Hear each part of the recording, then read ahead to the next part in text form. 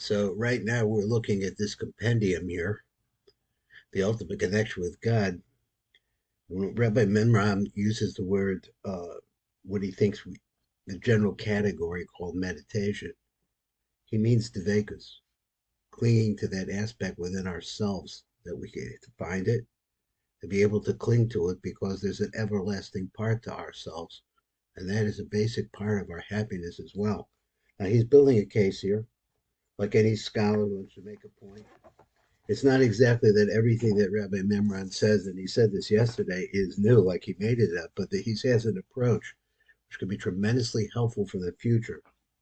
We're living in a time where people aren't asking these questions particularly. Maybe some are, but nobody's directed exactly to the concept of the Vegas. Now, Rabbi Memran writes over here the Talmud in Kesuvos explains this verse by asking the obvious question. This has to do with the Dovkabo. If we are material beings, and God is totally transcendent and spiritual, how can we ever strive to obey such a commandment of Lidavkabo? How would it be possible? Because the bow is non existent. The Talmud gives various ways to accomplish this command. Our great commentaries, such as the Rambam in Yad Chazaka and the Ramban in the Chumash, give additional answers as well. Then he says the Ramchal, and he's mentioning some tremendous names here, and Rav Gechtilo, both write that even though the Gemara gives an answer to its question, nevertheless there is a rule that the simple meaning of the commandment should be taken literally. Now, I'm not sure exactly what he's saying here so far. This implies that there is a way, even an obligation. So he says it's a chiyuv, to actually connect to God in a very real spiritual experience, which is not only for prophets, but even for every ordinary Jew. It's not just to come to the synagogue and fulfill the mitzvah of coming to the synagogue and praying, which is a mila by itself. But there's much more in there that a person can accomplish. One of the most ancient and authentic Kabbalistic works written by the famous Rabbi Shimon Bar Yochai, the Rashbi, is called the Zohar. So a very mystical and esoteric text written thousands of years ago.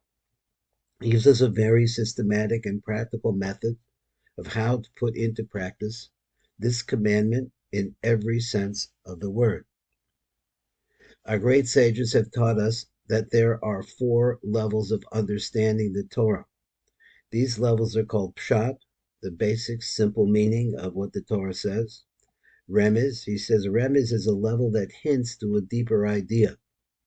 Drush, an expanded version of the second level, but which delves even deeper into its esoteric meaning, and finally Sod, the true hidden mystery. Its mystical and spiritual meaning often defies mental perception. It is so aloof, that is so far away and so distant that its subject matter must be transmitted by a master Kabbalist who has received an authentic tradition of the Kabbalah by his masters. Around 500 years ago, now Rabbi Memran is laying out his case, and he's going through the history of where we're coming to now. Around 500 years ago, a true master of the Kabbalah called the Arizal came on the scene, revolutionizing the study of Kabbalah, breaking the silent tradition, and making it accessible to Torah scholars. His disciples described him as an angel and a prophet with tremendous mediumistic and psychic powers. Now, what the concept of a medium, a person who is an interface between one world and the next, which were up and above any human of his generation. His life and achievements are not the subject of this book, but the author would strongly suggest to those who are interested in the authentic Kabbalah tradition to research the Arizal's works and achievements. Now, this, of course, is the elevator here, the Tikkun elevator. We're looking at the Ari all the time. His main contradiction to the study of Kabbalah is a work called the Eitz Chaim, the Tree of Life, which is devoted to revealing the deeper mystical meaning of the Zohar. This book is based on the explanations given by the writings of the Zohar, the Rizal's Eitz Chaim, Rav Chaim Batal Shari Kedusha, and other holy esoteric works, these works that deal with the secrets of reality. I am confident that after reading this book, you will have a truly deep and refreshing understanding of this central commandment, not only to know your God, but also practically attach yourself to him, Ladav Kabal. It says, interestingly enough, after teaching these ideas to various groups of people, it has been brought to my attention that similar ideas are discussed in other religions. The truth is that this does not surprise me, since all religions do originate from our great forefathers. As we are taught in the Torah, this is in the Parshas and Bereshis over here, how Avraham Avinu transmitted gifts to part of his family, who eventually split and started their own new traditions and religions.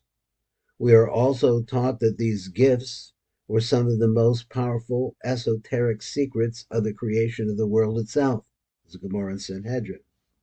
Understanding this is important to establish the chronological facts of where these ideas truly stem from. So he goes on and he says like this, in order to understand how to perform this commandment, the commandment which he's calling attachment, the davkaba, the attachment with our Creator, according to these mystical texts, we will first need to investigate and analyze the soul and understand the psychological mindset of the ego. Only once this knowledge has been well understood and internalized can a person follow various techniques and exercises listed in this book to continue onward on her journey of connecting with God on deeper and sublime spiritual levels. Well, that's where we come to today. This is Baruch Fleischman. This is the morning meditation with Rabbi Yosef Chaim Mimran.